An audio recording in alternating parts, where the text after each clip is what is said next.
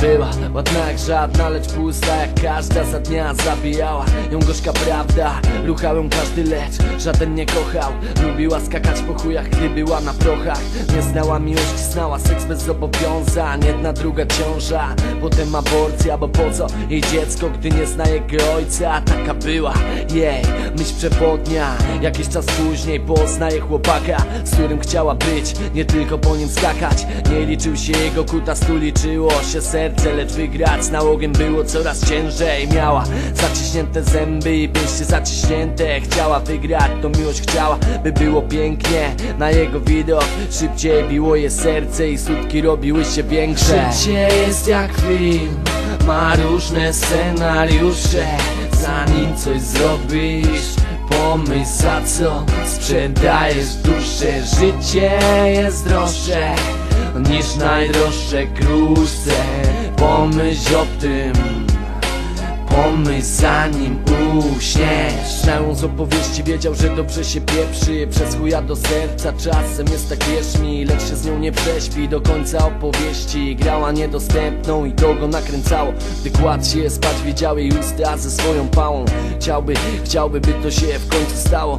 Czuł, jak jej chciała, łączą się w jedną całość. Miał ją za szmatę, nie bez powodu. Widywał z typkami z dobrych samochodów. Uraz do dup też miał wielki, bo wcześniej trafiał na dwulicowe panienki, przez co często zaglądał do butelki. Myślał, że skoro daje każdemu, on też skorzysta. Zeżnie parę razy, może daje do pyska. Do niczego nie doszło do dziś, brat szybszy od fury, jest tylko czas. Życie jest jak film, ma różne scenariusze.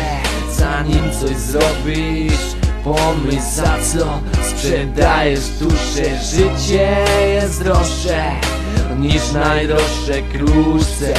Pomyśl o tym, pomyśl, zanim uśniesz.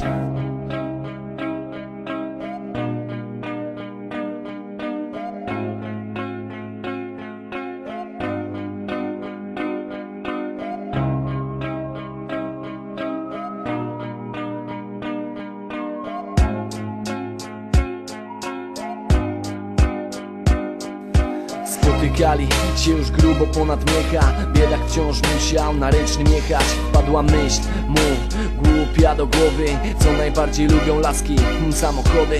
Miał 17 lat, nie miał jeszcze prawka. W garażu ojca stała nowa Astra. Napisał jej, że ma dla niej niespodziankę. Gdy stary zasnął, zajebał Astrę. Podjechał pod jej dom, ona szybko wyszła.